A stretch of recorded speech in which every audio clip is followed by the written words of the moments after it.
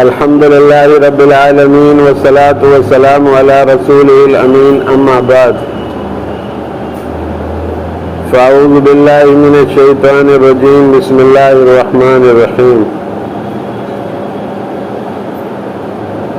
ومن يخرج من بيته مهاجرا إلى الله ورسوله ثم يدرك الموت فقد وقع أجره على الله وكان الله غفورا رحيما۔ میرے بھائیو دوستو، اللہ کا بڑا احسان ہے کہ اللہ رب العزت نے ہمیں انسان بنایا۔ اللہ چاہتا تو کوئی اور مخلوق بنا دیتا، لیکن اللہ نے ہمارے اوپر بڑا احسان کیا کہ ہمیں انسان بنایا اور ایمان بھی عطا فرمایا، اور سرکار دو عالم جناب محمد رسول اللہ صلی اللہ علیہ وسلم کی امت میں پیدا فرمایا۔ ہمیں اللہ کی نعمتوں پر شکر ادا کرنا چاہیے۔ میرے بھائیوں، یہ دین قربانیوں سے ہم تک آیا ہے۔ اس دین کے لیے صحابہ نے قربانیاں دی ہیں، رسول پاک علیہ الصلاۃ والسلام نے قربانی دی ہے، تب یہ دین ہم تک پہنچا ہے۔ مکہ مکرمہ میں رسول پاک علیہ الصلاۃ والسلام 13 سال تک لوگوں کو اللہ کی طرف بلاتے رہے، لوگ اذیتیں آپ کو پہنچاتے رہے، تکلیفیں پہنچاتے رہے، صحابہ پٹتے رہے۔ اللہ نے صحابہ کو پٹتے ہوئے دیکھا، لیکن اپنے دین کو مٹتے ہوا نہیں دیکھا۔ میرے بھائیوں، حضرت عیاش اور حضرت ہشام جو تھے، انہوں نے مکہ مکرمہ سے ہجرت کرنے کا ارادہ کیا، تو مشرکین مکہ کو پتہ چلا کہ یہ یہاں سے نکل رہے ہیں، جا رہے ہیں، تو ہشام کو پکڑ لیا اور قید خانے میں ڈال دیا ابو جہل وغیرہ نے۔ لیکن حضرت عیاش جو تھے وہ نکلنے میں کامیاب ہو گئے اور مدینہ منورہ پہنچ گئے۔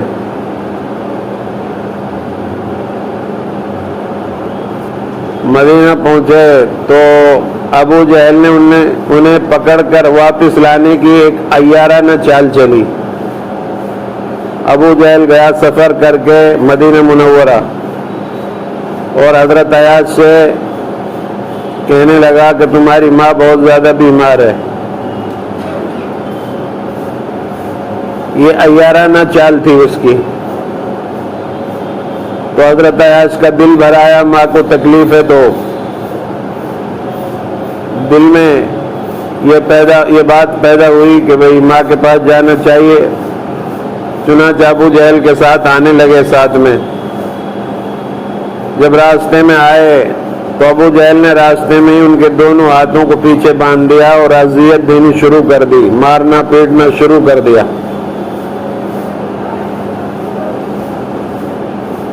اس طرح عیارانہ چال چلی۔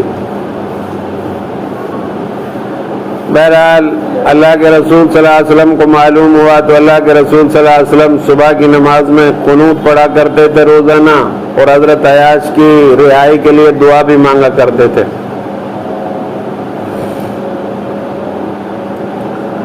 اس طرح سے اللہ کے رسول صلی اللہ علیہ وسلم کی دعا قبول ہوئی اور حضرت عیاش کو ان کے قید خانے سے رہائی ملی۔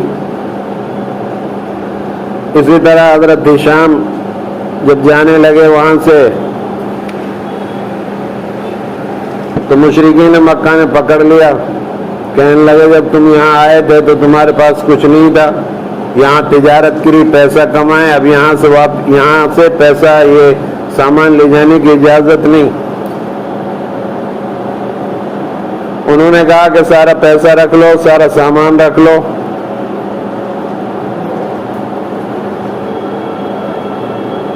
اس پر مشرکین مکہ راضی ہو گئے کہ سارا پیسہ ہم لے لیں اور آپ جا سکتے ہو۔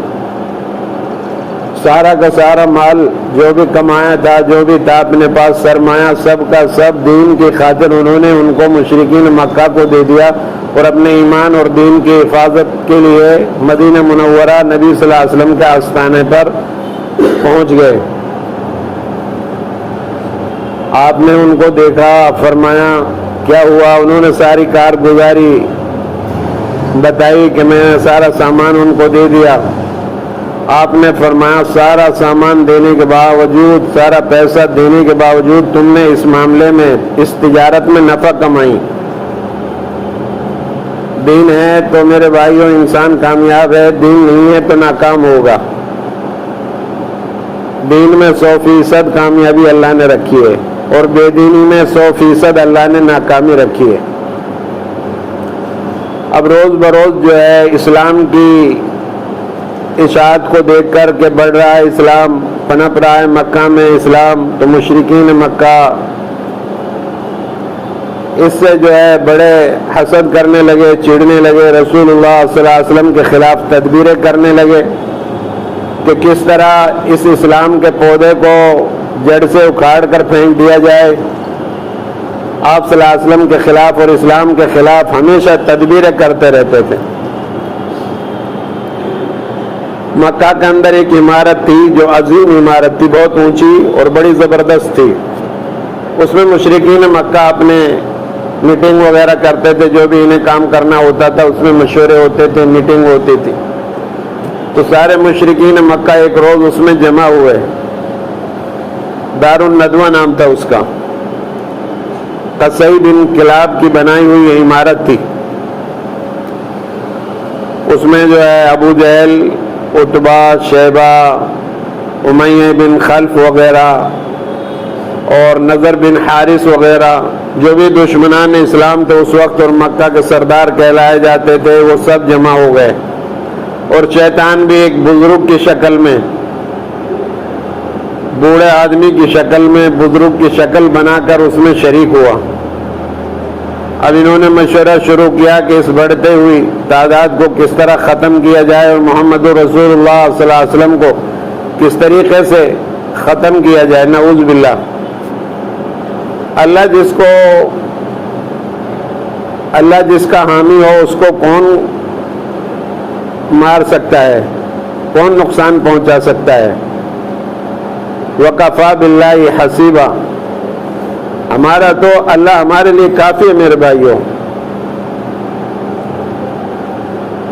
بہرحال لوگوں نے مشورے دیے، کسی نے کہا کہ محمد صلی اللہ علیہ وسلم کی یہ بڑھتی ہوئی روز بروز تعداد اور ان کے ساتھیوں کی تعداد بڑھتی جا رہی ہے، اس پر انہوں نے تشویش کا اظہار کیا اور کہا کہ محمد صلی اللہ علیہ وسلم کو ایسا کرو، کسی قید خانے میں ڈال دو، نہ کھانے کو دو نہ پینے کو دو اور یہ اپنے آپ ہلاک ہو جائیں گے۔ تو شیطان کھڑا ہوا، اس نے کہا کہ نہیں، محمد صلی اللہ علیہ وسلم کے جو صحابہ ہیں وہ آپ صلی اللہ علیہ وسلم کے بہت دیوانے، وہ آپ کی نبوت کی خوشبو سونگھ لیں گے اور آپ کو رہائی کرا لیں گے، یہ تجویز تمہاری ٹھیک نہیں ہے۔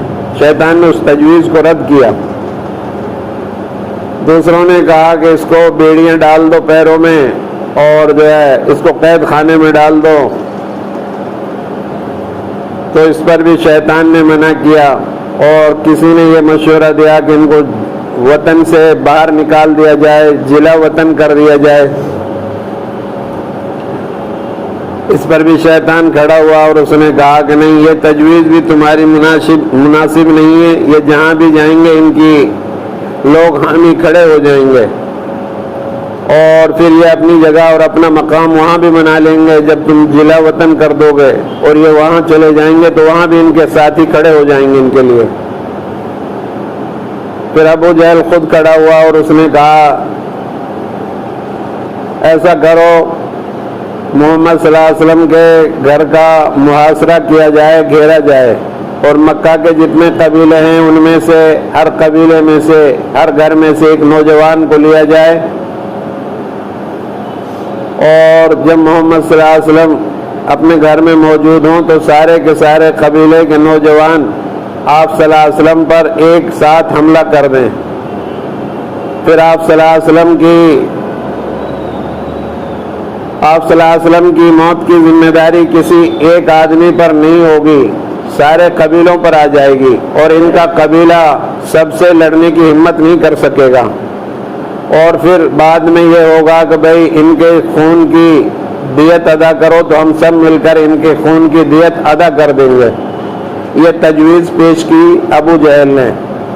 اس پر شیطان کھڑا ہوا اور اس نے کہا کہ یہ تجویز سب سے اچھی ہے۔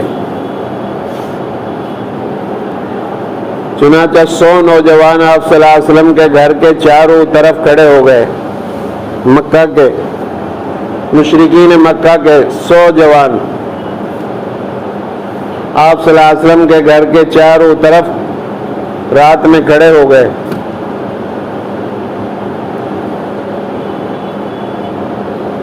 حضرت علی رضی اللہ تعالیٰ عنہ کو اللہ کے رسول صلی اللہ علیہ وسلم نے اس رات میں بلایا اور فرمایا، علی مجھے اللہ نے یہاں مکہ سے نکلنے کا حکم دے دیا ہے، میں اللہ کی مرضی سے اب یہاں سے جا رہا ہوں، اپنی مرضی سے نہیں۔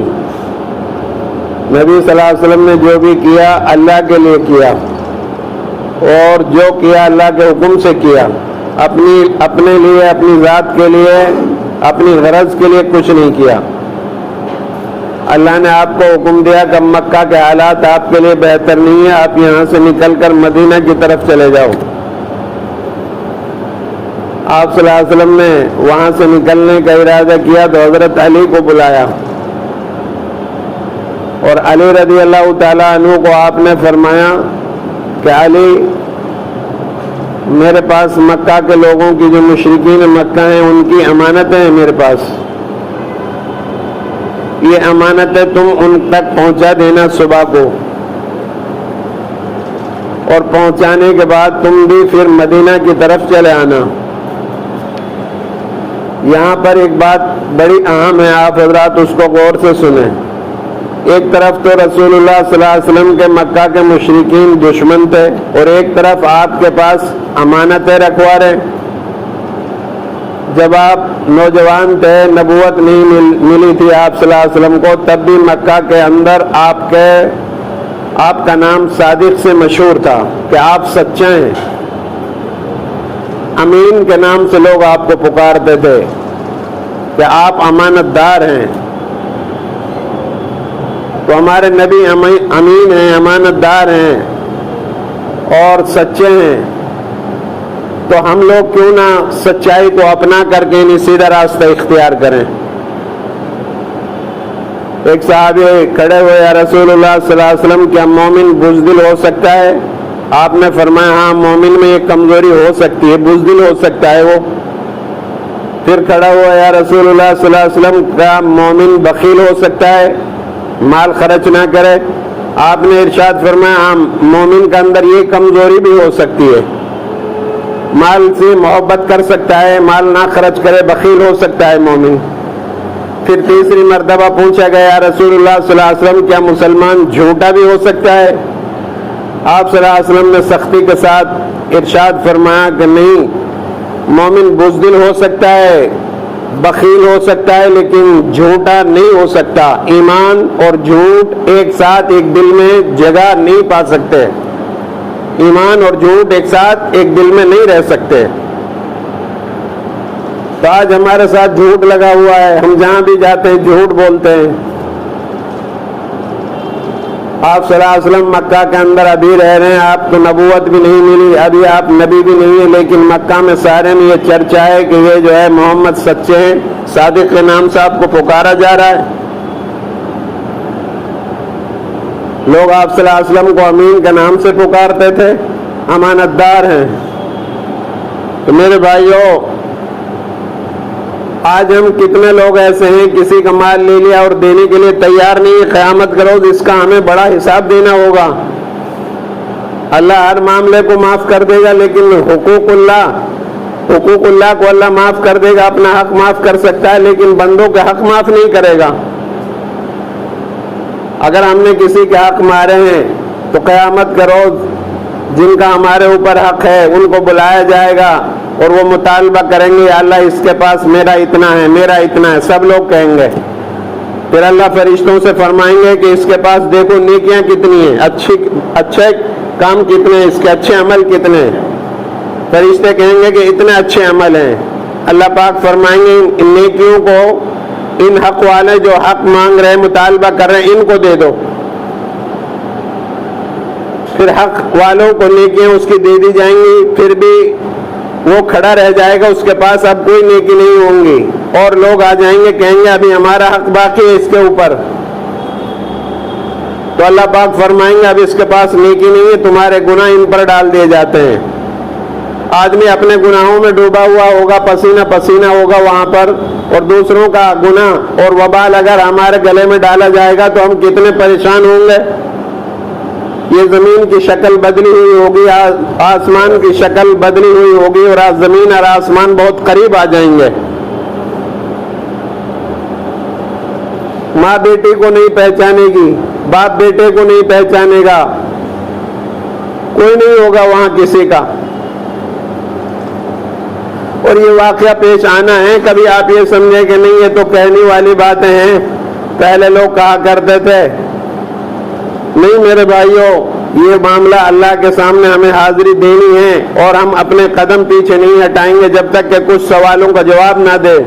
عمر کہاں خرچ کی، جوانی کہاں خرچ کی، مال کہاں سے کمایا، کہاں خرچ کیا، علم جو پڑھا تھا اس پر کیا عمل کیا، قرآن دیا تھا تمہیں اس پر کچھ عمل کیا، حدیث پڑھی تھی تم نے کچھ عمل کیا، دنیا میں تمہیں موقع دیا تھا رہنے کا کیا کیا تم نے اس میں، جوانی دی تھی، جوانی مین ہے اس میں۔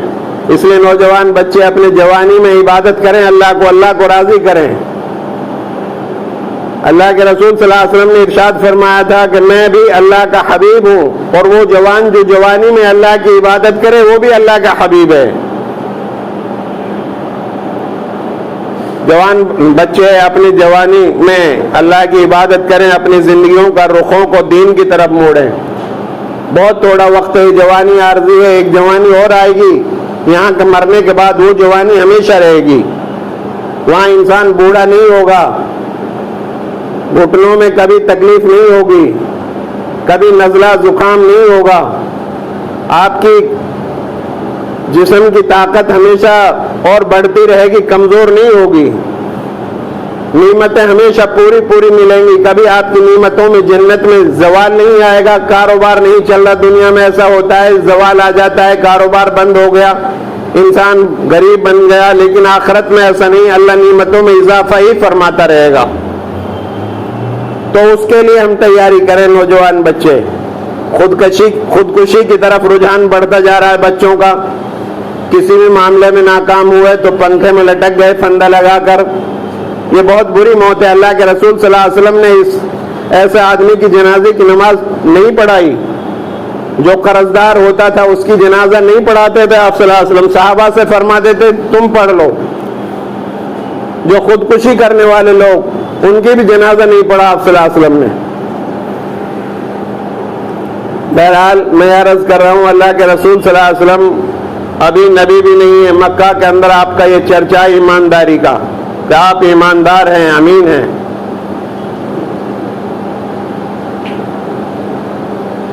میرے بھائیو، ایک صاحب کا پیسہ غلطی سے کسی دوسرے کے اکاؤنٹ میں چلا گیا، اب وہ صاحب بیچارے پریشان ہیں کہ میرا پیسہ آپ واپس کرو، لیکن وہ دینے کے لیے تیار نہیں ہے، اور مسلمان ہیں۔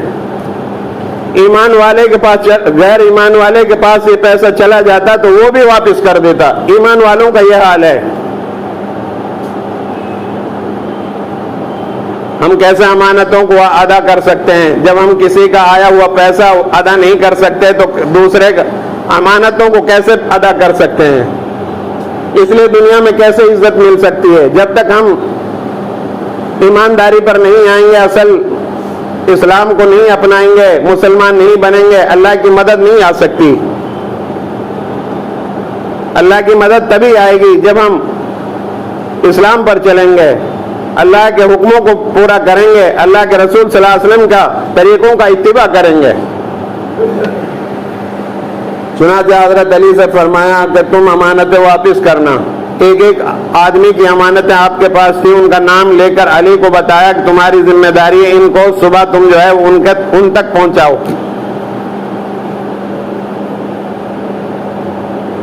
یہ جو زندگی ہے نا ہمارے پاس، یہ بھی اللہ کی امانت ہے، اس میں بھلے کام کریں، برے کاموں سے بچیں۔ حضرت علی رضی اللہ تعالیٰ عنہ فرماتے ہیں کہ اس رات میں ظاہر میں تو ایسا ہونا چاہیے تھا کہ نیند نہیں آنی چاہیے تھی، کہ کہیں ایسا نہ ہو کہ آپ صلی اللہ علیہ وسلم کے سمجھ کر مجھے ہی نہ مار دے لوگ۔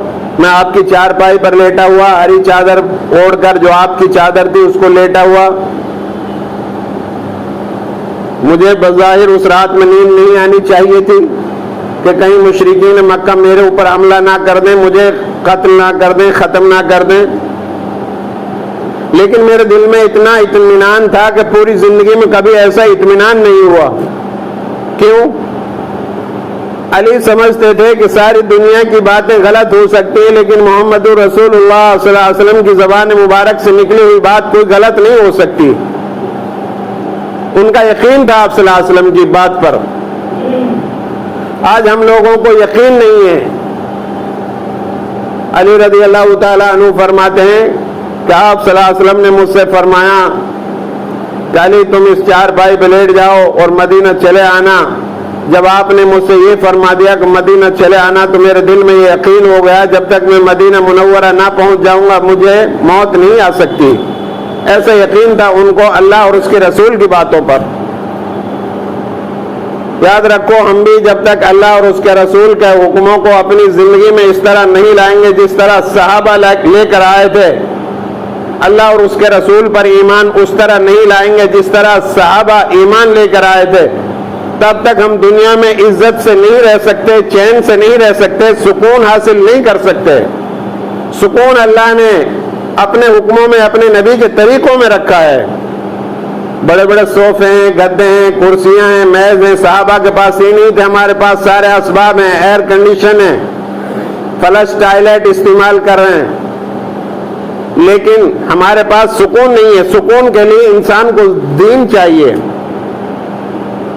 ہمیں نیند نہیں آتی، راتوں میں ہم جاگ رہے ہیں، دنوں میں ہم سو رہے ہیں، ہمارے سارے کام اللہ اور اس کے رسول کی مرضی کے خلاف ہو رہے ہیں۔ میرے بھائیو، رسول اللہ صلی اللہ علیہ وسلم، اب چاروں طرف تو دشمن لگے ہوئے ہیں، آپ صلی اللہ علیہ وسلم کو وہاں سے نکلنا ہے۔ بڑی خطرے کی رات تھی۔ فانوس بن کر جس کی حفاظت ہوا کرے وہ شمع کیا بجھے گی جسے روشن خدا کرے۔ یہ روز اول سے ہی مشرکین اسلام کے مخالف رہے ہیں، یہ کوئی نئی باتیں نہیں ہیں جو آج ہو رہی ہیں، آپ دیکھ رہے ہیں۔ اہل ایمان کو دیکھ کر کے نہیں، ان کے چہرہ سمٹنے لگتا ہے، چڑھنے لگتا ہے، چہرے پر سلوٹیں پڑنے لگتی ہیں۔ یہ پہلے دن سے ہی ہے، حق اور باطل کی لڑائی۔ چنانچہ اللہ تبارک و تعالیٰ نے رسول اللہ صلی اللہ علیہ وسلم سے فرمایا، آپ سورہ یاسین شریف کی تلاوت کرو۔ شروع کی آیتیں یاسین والقرآن الحکیم انک لمن المرسلین علی صراط مستقیم تنزیل العزیز الرحیم لتنذر قوما ما انذر آباؤہم فہم غافلون۔ یاسین شریف اگر صبح میں پڑھو گے آپ شام تک بلاؤں سے، پریشانیوں سے محفوظ رہو گے۔ قرآن مجید کی تلاوت روزہ نہ کرو، اس کو ناشتہ سمجھ لو، قرآن کو روزہ نہ۔ صبح کے وقت میں آپ اپنے کام پر، ڈیوٹی پر، کاروبار پر نکلنے سے پہلے قرآن کی تلاوت ضرور کرو۔ سبحان اللہ و بحمدہ سبحان اللہ العظیم، یہ کلمات پڑھو۔ سبحان اللہ والحمد للہ ولا الہ الا اللہ واللہ اکبر ولا حول ولا قوة الا باللہ العلی العظیم۔ استغفر اللہ ربی من کل ذنب واتوب الیہ، یہ کلمات کم سے کم 100 مرتبہ ان کو تسبیحات کی پابندی کرو، انشاءاللہ پریشانیوں سے محفوظ رہو گے۔ آپ صلی اللہ علیہ وسلم نے یاسین شریف پڑھی اور اللہ کا حکم تھا کہ تھوڑی مٹی زمین سے اٹھاؤ اور ایک مٹھی مٹی ان کی طرف پھینک دو۔ آپ صلی اللہ علیہ وسلم نے یاسین شریف کی شروع کی آیتیں تلاوت کی، اور جو وہ کھڑے ہوئے تھے 100 نوجوان، ان کی آنکھوں میں وہ مٹی سب کے چلی گئی، اور آپ صلی اللہ علیہ وسلم وہاں سے اپنے گھر سے نکلنے میں کامیاب ہو گئے۔ اللہ جس کو چاہے اس کو کوئی مار نہیں سکتا، اور جس کے ساتھ اللہ کی مدد نہ ہو اس کو کوئی بچا نہیں سکتا۔ یہ معاملہ اللہ کے رسول صلی اللہ علیہ وسلم نے اپنی مرضی سے نہیں، اللہ کے لیے کیا تھا، اللہ نے اس لیے ان کی مدد فرمائی۔ ہم بھی جو کام کریں، نماز پڑھیں، روزہ رکھیں، ذکر کریں، تلاوت کریں، صدقہ خیرات کریں، اللہ کے لیے کریں، اللہ کی مدد آئے گی، اخلاص سے کام کرنے والے بن جائیں۔ چنانچہ آپ صلی اللہ علیہ وسلم وہاں سے نکلے اور حرم میں آئے۔ حرم میں عثمان شیبی تھے، ان سے کہا بھئی 2 رکعت نماز پڑھنی ہے مجھے، میں جا رہا ہوں مکہ چھوڑ کر، 2 رکعت نماز پڑھنے کے لیے چابی دو۔ انہوں نے کہا کہ نہیں، آپ کو چابی نہیں دی جائے گی۔ بہت آپ صلی اللہ علیہ وسلم نے عاجزی کی، انکساری کی ان سے۔ اس نے کہا کہ نہیں، آپ کو چابی نہیں دوں گا۔ پھر آپ صلی اللہ علیہ وسلم نے جاتے وقت ان سے ایک بات کہی تھی کہ عثمان ایک وقت آئے گا جہاں تم کرسی پر بیٹھے ہو وہاں میں بیٹھوں گا، اور جہاں میں کھڑا ہوا عاجزی کر رہا ہوں تمہارے سامنے، تم وہاں کھڑے ہو گئے، اس وقت تمہارا کیا حال ہوگا۔ عثمان شیبی کی بات یہ سمجھ میں نہیں آئی، کیونکہ عثمان شیبی کے پاس اقتدار تھا، طاقت تھی، ان کے لوگ وہاں موجود تھے، اور آپ صلی اللہ علیہ وسلم نیت تھے کمزور تھے، اس لیے اس نے کہا کہ محمد یہ بتاؤ تمہارے پاس چھپنے کے لیے جگہ نہیں، تمہارے ساتھ کوئی ساتھی نہیں تمہارا ساتھ دینے والے، مکہ میں تم کہیں چھپ نہیں سکتے، اور تمہارا کوئی ساتھ دینے والا بھی نہیں ہے، اور تم بات کرتے ہو مکہ پر اقتدار حاصل کرنے کی۔ پھر آپ صلی اللہ علیہ وسلم یہ الفاظ کہہ کر وہاں سے نکلنے لگے، اور مکہ کی پہاڑیوں پر، صفا اور مروہ کی پہاڑیوں پر کھڑے ہو کر بیت اللہ کی طرف آپ نے دیکھا اور کہا اے بیت اللہ، اے مکہ کی بستی، مجھے تجھ سے محبت ہے، میں یہاں پر پیدا ہوا اور جوان ہوا، اور میں یہاں پر، میرے خاندان یہاں پر موجود ہے، میرے دادا میرے پردادا بیت اللہ کے متولی رہے، اور آج مجھے اس بستی کو تجھے چھوڑنا پڑ رہا ہے، یہاں کے لوگ جو ہے مجھے پریشان کر رہے ہیں۔ آپ روتے ہوئے مکہ سے نکل گئے۔ ایک وقت تھا مکہ میں کوئی آپ کا ساتھ دینے والا نہیں تھا، آپ کے آنکھوں سے آنسو جاری تھے، کوئی آپ کا ہمدرد نہیں تھا، لیکن یہ کام آپ نے اللہ کے لیے کیا تھا۔ چنانچہ کچھ دنوں کے بعد پھر اللہ نے مکہ کو فتح کیا سن ہجری 10 میں، اور آپ صلی اللہ علیہ وسلم اقتدار کے ساتھ داخل ہوئے، لیکن آپ صلی اللہ علیہ وسلم نے غرور نہیں کیا۔ تاریخ میں لکھا ہے اونٹنی پر بیٹھے ہوئے تھے، اور آپ صلی اللہ علیہ وسلم کی گردن اونٹنی کی گردن سے بھی زیادہ جھکی ہوئی تھی، اور آپ نے اعلان کرا دیا کہ جو لوگ مقابلے پر نہیں آئیں گے ان سے نہیں لڑا جائے گا، اور جو لوگ اپنے گھروں کے دروازے بند کر لیں گے ان سے بھی نہیں لڑا جائے گا، ان کو بھی معافی ہے۔ سارے مشرکین مکہ کے جو وہ لوگ تھے جنہوں نے آپ کو مارا پیٹا، صحابہ کو ستایا، وہ سب پکڑے ہوئے تھے، لیکن آپ نے اعلان کر دیا آج سب کو معافی ہے۔ وہ عثمان شیبی جس نے ہجرت کی رات میں آپ کو چابی نہیں دی تھی، آپ سے بحث مباحثہ کیا تھا، وہ بھی پکڑا گیا۔ آپ وہاں آئے اور اس کرسی پر بیٹھے، اور پھر فرمایا صحابہ سے عثمان شیبی کو بلاؤ، اس کو بلایا گیا، وہ وہاں کھڑا ہوا جہاں آپ کھڑے ہوئے تھے۔ پھر آپ نے فرمایا بتا عثمان، میں نے تم سے کہا تھا نا؟ اس نے کہا کہ یا رسول اللہ صلی اللہ علیہ وسلم بالکل آپ کی بات پوری سچی ہو گئی، آپ کی بات میں کوئی جھوٹ نہیں ہے، آپ کے اندر کوئی کذب نہیں ہے، اور آپ نے جیسا کہا تھا وہ صحیح ہے۔ آپ اسی کرسی پر بیٹھے جس کرسی پر اس رات میں بیٹھا ہوا انانت کر رہا تھا اور آپ سے جھگڑا کر رہا تھا، اور آج میں وہیں کھڑا ہوں جہاں آپ عاجزی کر رہے تھے۔ پھر صحابہ کو بلایا آپ صلی اللہ علیہ وسلم نے۔ صحابہ یہ سمجھ رہے تھے کہ چابی کس صحابی کو دی جاتی ہے، کسی ایمان والے کو دی جاتی ہے، لیکن آپ صلی اللہ علیہ وسلم نے کسی ایمان والے کو وہ چابی نہیں، بلکہ عثمان شیبی ابھی اسلام میں بھی داخل نہیں ہوئے، آپ نے چابی عثمان شیبی کو ہی دی۔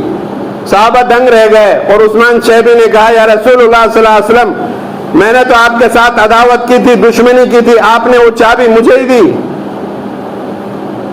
پھر اس نے یہ کہا یا رسول اللہ صلی اللہ علیہ وسلم، آپ نے مجھے بیت اللہ سے جوڑ دیا چابی دے کر، اب اسلام سے جوڑ دو اور میں مسلمان ہوتا ہوں۔ میرے بھائیو، یہ دین اخلاق سے آیا ہے، بد اخلاقی سے ہمارے پاس یہ دین نکل جائے گا، ہمارے پاس بھی نہیں رہے گا۔ اگر آپ چاہتے تو اس دن عثمان شیبی سے بدلہ لے لیتے، اس میں کوڑے لگواتے، اس کو ختم کروا دیتے۔ صحابہ کھڑے ہوئے تھے اسی بات کے لیے، لیکن آپ نے اخلاق کا اتنا بڑا مظاہرہ کیا جس کی رہتی دنیا تک گواہی دی جاتی رہے گی، تاریخ گواہی دے گی۔ تو ہم بھی اپنے اخلاق کو بلند کریں، امانتوں کو ادا کریں، لڑائی جھگڑے سے بچیں، کسی کا مال ناجائز طریقے سے نہ ہڑپیں، اور نوجوان بچے اللہ کی عبادت کریں، 5 نمازوں کی پابندی کریں، اعلیٰ تعلیم حاصل کریں اور اچھے انسان بن کر رہیں۔ آنے والا جو مہینہ ہے سفر کا، اس میں مشرکین مکہ اور آج کے لوگ بھی بہت سارے یہ کہتے ہیں کوئی کام نہیں کرنا چاہیے، یہ منحوس مہینہ ہے۔ ایسا نہیں ہے، کوئی دن، کوئی مہینہ، کوئی سال منحوس نہیں ہوا کرتی۔ اس میں محرم میں بھی شادیاں کر سکتے ہیں، آپ کاروبار کر سکتے ہیں، سفر کر سکتے ہیں، اور سفر کے مہینے جو آنے والا ہے اس میں بھی آپ تمام کام انجام دے سکتے ہیں۔ یہ باطل عقائد اپنے اندر سے نکالیں، اور اپنے لڑائی جھگڑے اگر ہو بھی جائیں تو ان کو آپس میں صلح کریں، پولیس اسٹیشنوں میں اور مقدمات کو کورٹ کچہریوں میں نہ لے کر جائیں، آپس میں مل بیٹھ کر کے اس کی صلح کرنے کی کوشش کریں۔ اللہ سے دعا ہے اللہ رب العالمین مجھے بھی آپ سب کو عمل کرنے کی توفیق عطا فرمائیں۔ وآخر دعوانا الحمدللہ رب العالمین۔